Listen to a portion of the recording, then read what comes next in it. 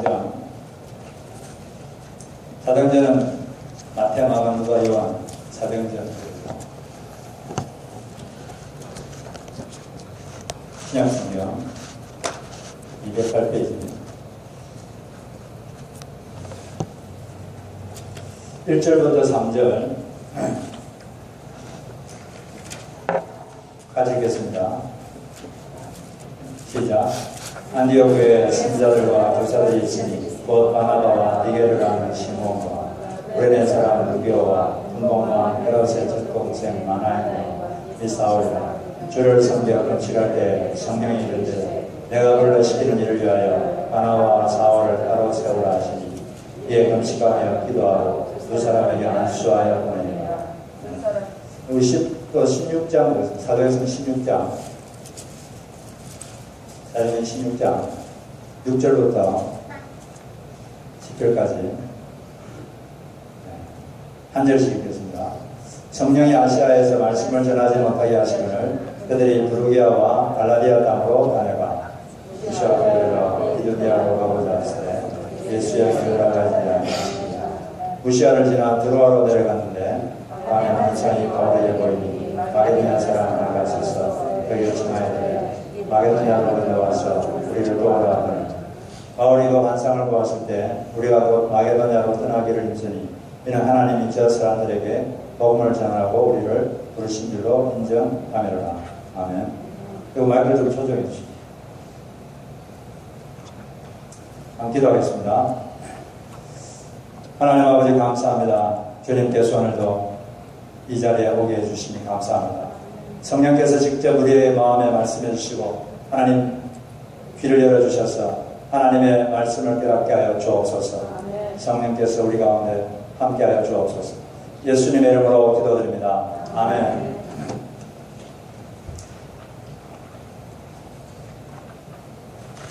네, 우리가 믿는 주님께서는 우리를 인도하시는 주님이십니다. 우리는 양이기 때문에 어디로 갈지 모르기 때문에 주님의 인도를 꼭 받아야 됩니다. 우리가 기도하면서 주님의 인도를 구하며 인도하심을 경험하게 됩니다. 내가 주님께 인도받겠다 결정하면 인도받게 됩니다. 결정하는 게 중요하죠. 근데 하나님께서 우리를 인도하시는 방법이 여러 가지인데 먼저는 이 상식과 원리를 통해서 인도하신다고 했습니다. 하나님께서 우리에게 주신 원리들과 상식을 우리가 잘 알아야 됩니다. 하나님의 특별한 지시가 있을 때는 상식을 초월해서 우리가 일을 해야 되겠지만 특별한 지시가 없을 때는 상식을 존중하고 합리적인 판단, 건강한 사고를 키워서 그렇게 행동해야 되는 거죠. 인생의 많은 부분이 이것으로 사실은 판단되고 결정됩니다. 누가복음 14장에 보면 예수님께서 임금이 적군과 전쟁하기 전에 내가 지금 10,000명으로 적군 20,000명을 이길 수 있겠는가 판단해보고 성산이 없다고 생각하면 싸우지 말고 평화조약을 맺으라 이런 말씀을 하셨거든요. 우리가 항상 합리적인 생각을 할 줄 알아야 됩니다. 두 번째는 이제 성경을 통해서 인도하신다고 했습니다. 사람들이 하나님 뜻을 잘 모르겠다 이렇게 말을 많이 하는데 하나님 뜻만 알면 내가 잘하겠다 이렇게 하는데 사실은 이미 성경에 하나님 뜻이 많이 이미 다 밝히 보여지고 있습니다. 성경을 안 읽으니까 하나님 뜻이 뭔지 모르겠다 그러는 거죠. 이미 성경에 명백하게 뭐가 하나님 원하는 건지 아주 많이 이렇게 기록되어 있어요. 근데 그 성경을 무시하고 어떤 신비로운 방법으로만 그 뜻을 알려고 할 때 신앙이 잘못되게 되는 것입니다. 이 성경을 가까이 하는 개인이 잘 되게 되어 있어요. 성경을 가까이 하는 국가가 잘 되게 되어 있습니다. 성경을 멀리하는 개인 국가는 안 되게 되어 있습니다. 옛날에 그 소련이 개방되었을 때 그걸 이끈 고르바초프는 어릴 때 할아버지 할머니 중심으로 성경을 읽는 집안이었습니다. 그런데 그 당시 성경을 못 보였기 때문에 비밀리에 같이 모여서 성경을 봤습니다. 누가 오면 감추고 그렇게 하면서 전 가족이 성경을 몰래 보았던 그런 집안에서 자랐던 사람이 고르바초프예요. 이 고르바초프가 이제 권력을 갖게 됐습니다. 소련의 집권자가 됐을 때 집권한 다음에 얼마 있다가 러시아에서도 성경을 마음대로 읽고 전할 수 있는 법안을 통과시켰습니다. 그런 다음에 이 사람이 서명하면서 다음같이 이렇게 말했습니다. 한 나라가 제대로 유지되려면 최소한 성경의 10계명은 있어야 하는 것인데 우리 공산당 선배 지도자들이 이 나라에서 성경을 읽지 못하게 하고 전하지 못하게 하면서 러시아 공산당은 망하기 시작했습니다. 이렇게 말했습니다. 러시아에는 지금 점점 주님께 가까이 나오고 있고 주님께서 그 나라를 또 지켜줄 줄 믿습니다. 그런데 이 청교도 정신으로 세워진 나라는 1962년도에 케네디 대통령이 보통 대통령은 대통령 선서할 때 손을 이렇게 성경에 얹고 선서하거든요. 근데 이분은 손을 안 얹고 그냥 손만 들고 이렇게 선서를 했습니다. 그리고 자기 집권 중에 있을 때 퍼블릭 스쿨에서 10개명을 떼고 주기넘어 못 외우게 하고 성경 공부 금지시키는 법안이 통과됐습니다. 그 이후로 미국은 급속히 주님을 떠났습니다. 미국은 지금 위기 속에 있습니다. 빚이 14조 달러입니다. 매년 1조 5천억 달러씩 빚이 늘어가고 있습니다. 그전에는 퍼블릭 스쿨에서 뭐가 문제였냐면 껌 씹는 것, 인사하는 것, 이게 문제였어요, 학생들. 요즘은 뭐가 문제냐, 아이들 문제가 뭐냐면 살인, 강간, 총기 소지, 이게 지금 아이들의 문제가 됐어요. 아이들이 삶의 기준이 없으니까 그냥 지멋대로 하는 거예요. 성경을 가까이 하시기 바랍니다. 매일 성경을 반드시 읽으셔야 됩니다. 큐티 절대로 그러지 마세요. 링컨 대통령은 나는 영의 양식을 먹기 전에는 절대로 육의 양식을 먹지 않겠다, 이렇게 결단하고 그분은 성경 안 읽으면 밥도 안 먹었어요. 그렇게 하니까 가장 위대한 대통령이 되잖아요. 성경을 가까이 하는 사람과 나라가 잘 되게 되어 있습니다. 하나님은 그렇게 만들어놨어요. 그 성경을 매일 보시고 매일 묵상하시고 그 말씀을 매일매일 이렇게 실천하셔서 그렇게 사시길 바랍니다. 지난주에 우리가 이 성경 속에 있는 세 가지 원리를 배웠습니다. 우리가 어떻게 해야 될지 모를 때 이 세 가지 질문을 하라는 거죠. 이 세 가지 질문을 해보면 이걸 해야 되는지 말아야 되는지, 이 행동을 해야 되나 말아야 되나 그걸 알 수 있다는 것입니다. 첫 번째가 뭡니까? 이것이 하나님께 영광이 되는가? 이것이 하나님을 기쁘시게 하는가? 그걸 한번 질문해 보는 거죠. 두 번째는 이것이 다른 사람에게 유익한가? 또 다른 사람에게 걸림이 되진 않는가? 다른 사람에게 해가 되진 않는가? 그걸 한번 생각해 보라는 거죠. 나에게 할 자유가 있고 하고 싶어도 남에게 걸림이 되는 것은 하지 않겠다. 그거죠. 이것을 이제 스탬블링 블락 프린시플이라고 그렇게 말합니다. 그래서 내게 자유가 있어도 그게 남에게 걸림이 되면 나는 영원히 하지 않느니라 하는 바울의 고백처럼 그렇게 살아야 되는 거죠. 세 번째는 이것이 나에게 유익한가? 하나님께서 하지 말라는 것은 우리 괴롭히려고 하지 말라는 게 아니라 해로우니까 하지 말라는 거예요. 그럼 하나님께서 뭘 하라 그럴까요? 우리한테 좋은 거, 유익한 거, 그걸 하지 말라는 겁니다. 성경에는 구체적인 게 많이 안 나온 게 있습니다. 마약하지 말라 이런 거 성경에 없잖아요. 그러면 성경이 없으니까 해도 된다, 그렇게 됩니까? 그런 건 아니고, 옛날에는 그렇게 없었으니까 그런 말이 없었던 거고, 원리를 적용하면 되는 거예요, 원리를. 그래서 나한테 이게 해로운가 해로우면 하지 마시기 바랍니다. 그것이 하나님 뜻입니다. 이런 데 세 가지 질문을 해보면 내가 이걸 해야 되나 말아야 되나 그것이 많은 부분에서 클리어하게 결정할 수 있습니다. 그리고 그 결정을 따라서 살면 되는 거예요. 그런데 이렇게 일반적인 상식이나 원리를 적용해도 잘 모르겠고 또 성경을 봐도 어떻게든 잘 모르겠고 그런 게 또 우리 삶에 살다 보면 그런 게 있잖아요. 그럴 때는 어떻게 해야 되는가? 그럴 때는 하나님께서 성령님을 통해서 이제 인도를 하시는 것입니다.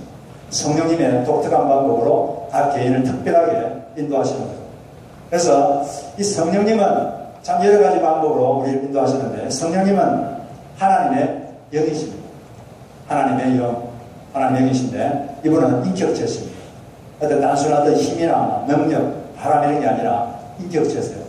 인격체시니까 뭐죠? 스스로 생각하시고 스스로 결정하시고 스스로 느끼시고 이렇게 다 하시는 그런 하나님이십니다.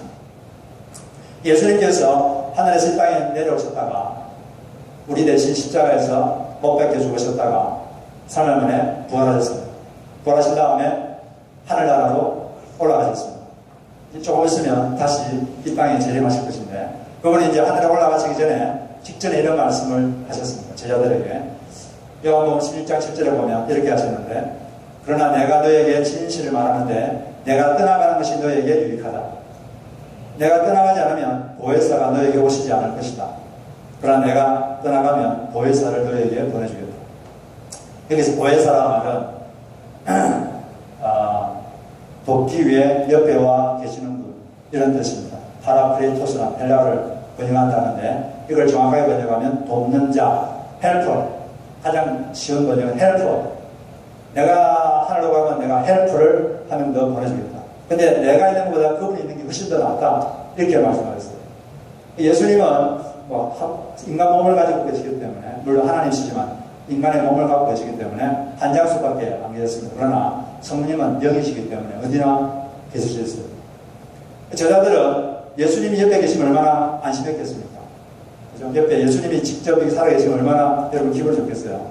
그런데 예수님 말씀이 내가 너희들 옆에 있는 것보다 그분이 있는 게 훨씬 더 낫다. 이렇게 말씀하셨어요.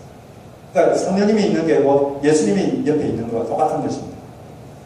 그 성령께서 우리를 인도하시겠다고 말씀하셨어요. 근데 이 성령님이 인도를 받기 전에 우리가 한 가지 주의해야 될 게 있는데, 그게 뭐냐면 자신의 그 욕망을 내려놔야 된다는 거예요. 자신의 욕구를 내려놔야 된다.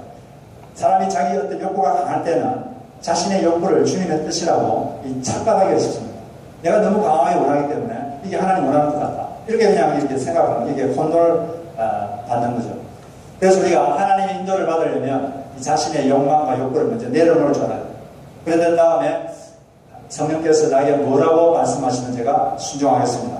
이런 자세로 주님의 인도를 기다리면 하나님은 여러 가지 방법으로 우리에게 말씀을 해주시는 것입니다.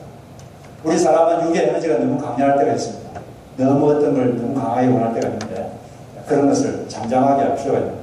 오늘 우리가 읽은 본문 중에 사도행전 13장을 읽었는데 그게 이제 옛날 지금부터 2000년 전에 안디옥이라는 도시에 있는 교회에서 있었던 일을 적어놨습니다.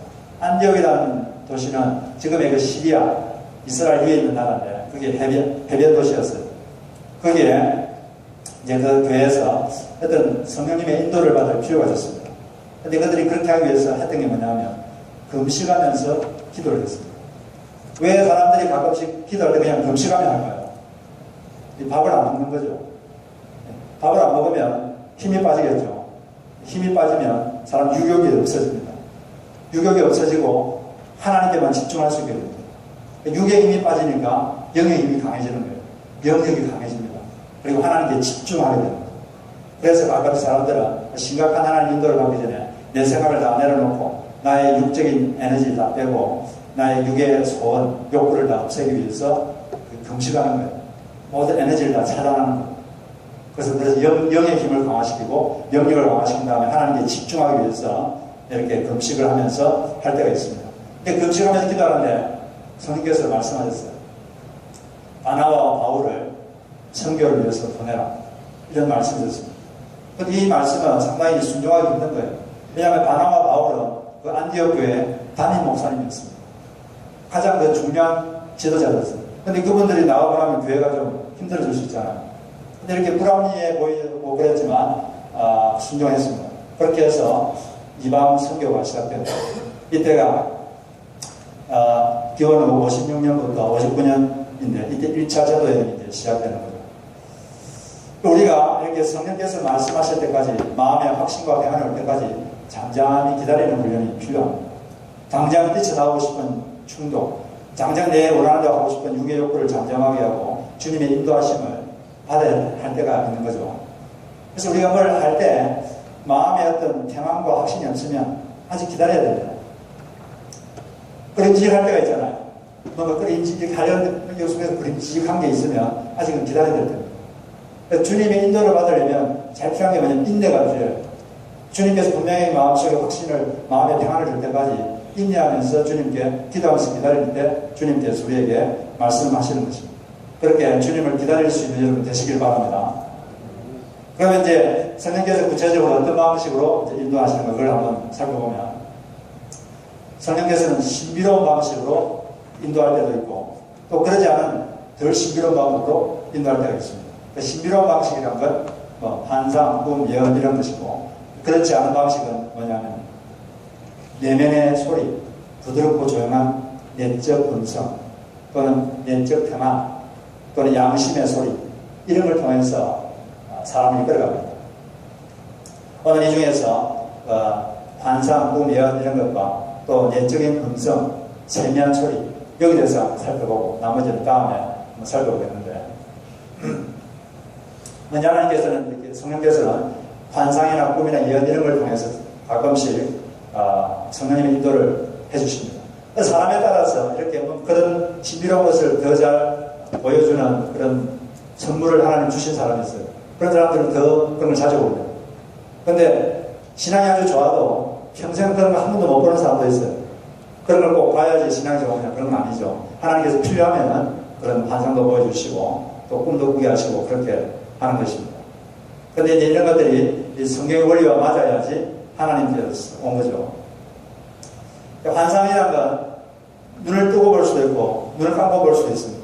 오늘 성경에 보면 바울이 환상을 봤는데 바울이 이제 26장에 보면은 이 터키 지방에서 선교를 하고 있었는데 자기가 지금 터키 지방에 선교하다가 전도하다가 터키 북부 지방하고 가려고 했는데 성령께서 막았어요. 그렇게 가지 마라. 그래서 그 뭔지를 어떻게 해야 되나 이렇게 고민하고 있는데 그날 밤에 환상이 보였습니다. 무슨 환상이 보였냐면 마케도니아 사람이 손짓하면서 우리 좀 도와주십시오 이렇게 하는 환상이 보였어요. 이걸 이제 보고 나서 바울이 혼자 생각으로 결론을 내렸습니다. 마케도나로 와서 전도해달라는 거구나. 이렇게 결론 내리고 그곳으로 가게 됐습니다. 여기 보면은 마케도나로 와서 복음을 전하라고 성령께서 그렇게 인도했다고 인정하였더라. 그러면 인정했다 이 말이 결론 내렸다 이 말이죠. 자기 생각에 작용을 통해서 그렇게 결론 내렸다. 그리고 우리가 환상을 보고 나면 이렇게 해석을 해야 돼요. 나름대로 무슨 뜻인가 해석을 해야 되는 게 필요합니다. 옛날에 윌리엄 부스가 창설한 구세군이라는 교단이 있습니다. 이게 기독교 교단인데 이 교단의 구세군은 군대처럼 운영됩니다. 왜냐하면 성도는 그리스도의 군사다 이렇게 성경에서 말했기 때문에. 그런데 이분이 이렇게 이제 구세군을 창설했는데 영국에서 창설했죠. 그래서 여기에 이제 참여하기 위해서 많은 사람들이 전 세계에서 왔어요. 그 중에 이제 미국에서 어떤 분이 왔습니다. 그분이 누구냐면 사무엘 브랭거리라는 사람이 미국에서 이 구세군에 입대하려고 이제 오게 됐어요. 근데 왔는데 멀리서 배 타고 왔는데 그에게 맡겨진 일이 사람들이 그 군화를 닦는 일을 맡게 되었습니다. 신발 닦는 걸 맡았죠. 아니 미국에서 배 타고 이렇게 멀리서 왔는데 신발을 닦나. 그래서 마음속에 막 원망이 생기고 중얼중얼거리고 그만두고 가버릴까. 이렇게 막 생각하면서 막 불평불만하면서 구두를 따고 있는데 갑자기 뭐가 팍 보였어요. 뭐가 보였냐면 예수님께서 제자들의 발을 씻기시려고 고개를 이렇게 허리를 숙이고 엎드리는 모습이 갑자기 환상으로 확 보였습니다. 그러면서 깨달았죠. 내가 잘못했구나. 이번에 즉시 회개하고 그만두고 미국 돌아가려고 하다가 계속 이렇게 섬기는 일을 해야 되는 것이고 그렇게 기쁨으로 이렇게 섬기다가 결국은 그곳에서 미국 훈련받아서 나중에 미국에 와가지고 제주의 구세군 감독이 된 것입니다. 지금 여기 보면 구세군 셀베이션 아미가 많죠. 우리 이제 노지사님은 발음이 잘 안 돼서 셀바니 아미는 셀바니가 아니고 셀베이션 아미입니다. 셀베이션 아미. 셀바니라고 하면 안 되고 셀레브레이션 아미 이렇게 하는데 발음을 똑바로 해야 됩니다. 셀베이션 아미. 그래서 이제 그렇게 해서 이 미국의 구세군이 다 생긴 거예요. 이렇게 하나님은 뭔가 말할 때 이렇게 환상으로 보여주기도 합니다. 우리 이번에 수련회 갔을 때 어떤 자매님께서 늘 평소에 사람들에게 이렇게 말을 했다면 봐야 믿지 보여주셔야 믿지 이렇게 말을 했는데 주님께서 그 말을 귀담아 들으셨습니다. 그리고 그 들으셨다가 우리 토요일 날 집회 중에 예수님께서 나타나셨죠. 그래서 한 30분 동안 예수님을 직접 보셨다고 그러는데 이게 하나의 환상인 것입니다. 하나님께서 어떤 뜻이 있어서 그걸 보여주십니다. 그걸 통해서 이제 더 주님을 알게 됐는데 여러분들도 살다가 이런 환상을 볼 수도 있는 거죠. 보신다고 해서 놀라지 마시고 하나님께서 뭔가 말씀하시려고 도와주시면 감사하시고 그렇게 사시길 바랍니다. 너무 좋은 거예요. 좋은 경험을 하신 거예요. 그 다음에 두 번째 이제 꿈을 통해서 말씀하시기도 하는데 성경의 꿈을 통해서 말씀한 경우가 많잖아요. 아브라함의 증손자 요셉도 꿈을 통해서 너가 앞으로 어떤 사람이 될 것이다. 하나님이 말씀해 줬습니다. 그리고 요셉에게 꿈을 해석하는 능력을 주셨습니다. 다니엘에게도 꿈을 해석하는 능력을 주셨죠.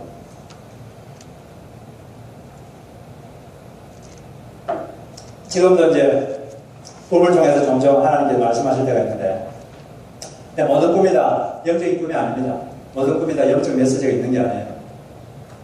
어떤 꿈이 영적인 꿈이냐면은, 꿈이 딱 깨어났는데, 꿈이 생생하면서 해석이 딱 되는 꿈. 그런 꿈이 있고, 해석될 때까지 생생하게 기억에 남는 꿈이 있습니다. 그런 꿈이 주님으로부터 온 꿈이라는 의미가 가진 거죠.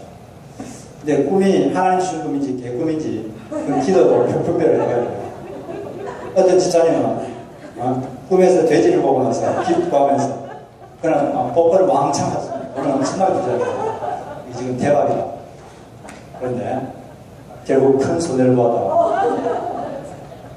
성도들이처럼 지금도 여전히 무슨 세상적인 미신적인 꿈의 행복을 믿는 분들이 계신데 그런 식으로 하면 안 되겠죠. 꿈을 통해서 진짜 중요한 메시지를 줄 때도 있어요. 지금 미국의 아주 유명한 사역자 중에 조이스 마이어라는 분이 계신데 세계적인 성경 교사죠. 이분이 사람들이 알려지기 전에 세인트 루이스라는 교회에서 부사역자로 사역을 했습니다. 그런데 하나님께서 감동이 있어서 이제 여기서 부사역자로 만들고 독립사역을 하라. 그런 감동이 있어서 그 교회를 가만뒀어요. 그 가만두고 나니까 너무 두려웠습니다. 너무 스티어했어요. 어떻게 해야 되나 두려움이 몰려왔습니다. 두려워하고 있는데 어느 날 밤에 꿈을 꿨어요. 그분이 여자분인데 그분이 차를 막 운전하고 막 가고 있는데 갑자기 앞에 차들이 도로길 옆으로 주차를 막 앞으로 가다가 막 옆으로 빠지고 또 어떤 차는 천천히 가더니 막 유턴해서 돌아가 버리고 가다가 유턴해서 돌아가 버리고 왜 그런가 이렇게 궁금했는데 앞을 딱 보니까 그 길이 다리로 막 연결되어 있는데 다리가 물에 완전히 잠겨 있습니다. 잠겨 있긴 한데 물론 갈 수는 있는데 물에 잠겨 있습니다. 그러면서 왜 사람들이 이렇게 차를 파킹하고 돌아가지 않겠다 이렇게 하고 있는데 꿈을 딱 깼습니다. 꿈을 딱 깼는데 그때 성령께서 마음에 내면의 음성으로 이렇게 말씀하셨습니다. 조이스야, 너는 새로운 사역을 시작했다. 그 길이 위험해 보이고 힘들어 보일 것이다. 너는 뒤돌아갈 수도 있고 안전한 곳에 파킹해서 움직이지 않을 수도 있다. 그러나 나는 위험에 모임에도 불구하고 끝까지 앞으로 전진해서 내가 하라고 지시한 것을 해내는 사람을 찾고 있는 중이다. 이렇게 하나님께서 크리하게 말씀합니다. 네가 앞으로 하다 보면 위험해 보이고 그래서 주저하고 싶고 돌아가고 싶지만 내가 원하는 사람은 그래도 위험해도 끝까지 가서 내가 하라고 한 일을 완수하는 사람, 그 사람을 나는 찾고 있다. 이렇게 그때 크리하게 마음의 내면에 그렇게 말씀을 하셨다는 거예요. 그래서 그 앞으로 그 뒤로 아주 그 불통해 보이고 마음에 힘들고 그럴 때마다 그 말씀을 기억, 그 꿈을 기억하고 힘을 내고 주저하지 않고 돌아가지 않고 계속 이렇게 하나님께서 하라는 대로 쭉 하니까 지금 전 세계적으로 성경을 가르치면서 많은 사람에게 유익을 주고 있는 거예요. 이런 것들이 영적인 메시지죠. 그런 분들 가고 꾸시기 바랍니다. 마음대로 꿀 수도 없지만 내가 꿀고 싶다고 그런 건 아니지만 그 다음 세 번째 이제 가보신 예언을 통해서 하나님께서 말씀하시는데 이 성경이란 건 뭐냐? 이것도 하나님 말씀이잖아요. 이 성경은 모든 시대 모든 사람에게 주시는 하나님의 말씀입니다. 이 성경은. 근데 예언은 뭐냐면 한 특정 사람에게 특정 상황에 대해서 주시는 말씀입니다. 근데 넓게 해석하면 설교도 예언입니다. 왜냐하면 하나님께서 저를 통해서 한 회중에게 그때 주시는 말씀이잖아요. 그게 또 하나의 예언이에요. 그렇지만 이제 좁게 말하면 한 개인에게 특정한 상황에서 주시는 하나님의 말씀, 이걸 우리가 예언이라고 하는데 고린도전서 14장에 그 예언에 대해서 잘 나와 있습니다. 이 조이스 마이어가 다시 이렇게 말하는데 다른 사람이 당신에게 어떤 개인적 예언을 줄 때 그 개인적 예언이 참된 예언이라면 먼저 하나님의 성경의 원리와 일치가 되어야 합니다. 그리고 또한 이미 자신의 마음속에 있는 것을 컨펌해 주는 것이야만 합니다. 그러니까 그게 하나님으로부터 예언이라면 먼저는 성경의 원리와 합해야 되고, 둘째는 이미 그 사람 마음속에 있는 것을 확인해 시켜주는, 컨펌해 주는 것이어야 된다는 거죠. 그러니까 그걸 예언했는데 자기 마음속에 전혀 동의가 안 되면 그건 신경 쓸 필요 없다는 거죠. 어떤 사람들 보면 갑자기 사람들 만날 때마다 당신 신학해야겠네. 뭐 이런 사람들 있어요. 자기는 전혀 그런 생각도 없고, 또 전혀 마음에 한 번씩 생각해봐도 전혀 그러고 싶지 않은데, 그런 생각이 있습니다. 그 사람들 중에는 동기는 좋은데 좀 잘못하는 사람들이 있어요. 그런 케이스는 아닌 거죠. 물론 예언을 받았을 때 그런 케이스에 너무 놀라지 말고, 내가 빨리 가야 되는구나, 막 직장 그만두고 내가 빨리 해야 되는구나, 그렇게 막 그렇게 부담 필요 없습니다. 대부분 사람들이 확신 없이 사는데 누가 와가지고 확신임을 말하면 꼭 마음이 흔들리는 거예요. 그럴 때는 하나님께서 정말 주신 말씀이면 개인적으로 직접 말해줍니다. 개인적으로 확신을 주시고 자원하는 마음을 주세요. 그런 거 없이 하나님은 억지로 남에게 떠밀려가지고 그렇게 인도를 안 하십니다. 정말 그게 하나님께서 주신 거예요. 우리 기도하다 보면 스스로 그런 확신이 들고 마음에 평안이 생기고 자원하는 마음이 생기는 거죠. 그래서 다른 사람의 말에 의해서 자기 인생을 결정하려고 하지 마시기 바랍니다. 그래서 물론 하나님께서 그렇게 다른 사람들에서 말할 때도 있는데, 그럴 때는 반드시 자기가 기도하면서 자기가 스스로 확신을 얻어야 돼요. 그런 거 없이는 절대로 움직이지 마십시오. 자기 인생은 하나님이 직접 인도하지, 다른 사람 이래라 저래라 하는 게 상당히 위험합니다. 그런데 너무 휩쓸리지 마시기를 바랍니다. 그리고 정말 이렇게 기도하면서 어떤 절차를 통해서 정말로 하나님으로부터 예언이라고 믿음이 오면 어떻게 되느냐? 첫째, 그걸 믿어야 됩니다. 둘째, 그 기도 제목을 삼아야 됩니다. 세 번째, 순종해야 됩니다. 그렇게 하다 보면 하나님 때가 되면 반드시 이루어집니다. 하나님께서 주신 말씀이기 때문에. 그런데 예언이란 건 하나님이 여기 주시는 것이지만 이 사람이라는 통로를 통과합니다. 사람이라는 통로를 통과해서 이게 주어지기 때문에 그 통로가 깨끗하지 못하면 나오는 과정에서 불순물이 막 섞여지게 됩니다. 하나님 말씀이 통로가 들어오면 그 속에 막 이상하게 묻어가지고 하나님 말씀에는 자기만이 막 섞여 들어가고 악한 영이 많이 막 들어가기도 하고 그런 거예요. 그래서 혹시나 이런 예언의 은사가 임하면 다른 사람보다 더 자기를 깨끗하게 해야 됩니다. 그렇지 않으면 자기도 모르게 불순물이 섞여지게 되는 거죠. 그래서 그 예언한다는 사람을 딱 보면 두 가지를 점검해 봐야 돼요. 첫째로 이 사람이 성령의 9가지 열매를 내고 있는가, 그걸 반드시 봐야 돼요. 그게 없으면 상당히 가짜할 확률이 많습니다. 은사라는 외적인 거거든요. 외적인 거. 외적 은사와 내적인 성숙은 다른 차원입니다. 더 중요한 것은 내면의 성장과 성숙이거든요. 내면의 성숙해야 그 외적인 은사도 유지가 되고 개발이 가능해집니다. 그런데 그런 은사를 가진 사람에게 제일 중요한 그 성품이 뭐냐면은 겸손입니다. 겸손이 반대가 뭐죠? 교만이죠. 교만의 아버지가 누구입니까? 교만의 아버지가 마귀입니다. 사람이라는 게 뭔가 이렇게 남들이 안 가진 걸 다 가지게 보면 누구나 다 자동적으로 우쭐하게 됩니다. 이건 자동이에요. 남보다 더 많은 돈을 가지고 우쭐해지게 되고, 남보다 더 뛰어난 지식을 가지고 깨달았다. 어디서 대단한 걸 들었다. 그러면 갑자기 우쭐해지고, 자기가 깨달은 것도 아닌데 들어가지고 알고 있다 이거죠. 알고 있다. 우쭐해져가지고. 또 남이 모르는 어떤 능력을 가졌다. 그러면 갑자기 우쭐해집니다. 그러면서 내가 대단해 보이고 다른 사람 다 알고 보이고. 그게 사람이 다 그래요. 웃고 있는 사람은 위험한 사람이에요. 웃지 마세요. 누구나 다 그런 위험이, 사람이 다 마음속에 죄성이 있어서 그런 거예요. 근데 이 교만이 딱 들어가면 악한 영이 딱 들어갑니다. 교만은 마귀하고 붙어 있기 때문에. 그때부터는 성령님이 통제하는 게 아니라 마귀가 통제하는. 그래서 자기는 성령님의 말을 한다고 하는데 사실은 마귀의 말하고 자기 말 섞어서 남을 막 통제하고 억압하고 말로. 그런 사람들 많아요. 그래서 교회에서 예언한다는 사람 조심해라 이런 말이 한국 교회에 많은데 그런 사람들 때문에 그런 거예요. 진짜 제대로 하면 정말 유익한 거거든요. 성령께서 주시는 건데 그런 걸 잘 모르고 그렇게 교만이 들어가가지고 자기도 모르게 그 악한 영이 개입되고 그래서 막 섞여가지고 그렇게 됨으로써 교회를 어지럽히는 그런 경우가 있는데 조심해야 됩니다. 그렇지만은 정말 예언을 제대로 하면 상당히 유익한 것입니다. 그리고 이제 예언하는 사람들이 예언이 성취되는지 그걸 알아봐야 되는 거죠. 근데 성령님이시는 참 예언은 주로 어떤 역할을 하냐면 사람을 격려하고 위로하는 역할을 합니다. 그게 고린도전서 14장에 나와있죠. 주로 격려하고 위로하는 역할. 그런데 선지자 직분을 가진 사람이 있어요. 선지자 직분. 예언자의 직분. 이사야, 예레미야 이런 사람들. 그런데 그런 직분을 가진 사람들의 말은 상당히 스트롱합니다. 그런 사람들의 말은 여러분들이 예언서를 보면 알겠지만 말이 상당히 겁나잖아요. 스트롱. 그러면 이제 선지자의 직분, 예언자의 직분을 가진 사람은 그런 이제 하나님께서 그런 말을 주시기도 하시죠. 그렇지만 이런 예언 연사를 통해서 주는 말은 주로 위로하고 격려하는 그런 말들이 대부분입니다. 어떤 분이 은혜 받고 나서 성경이 너무 달콤해서 열심히 봤는데 성경 보다가 갑자기 열심히 들었습니다.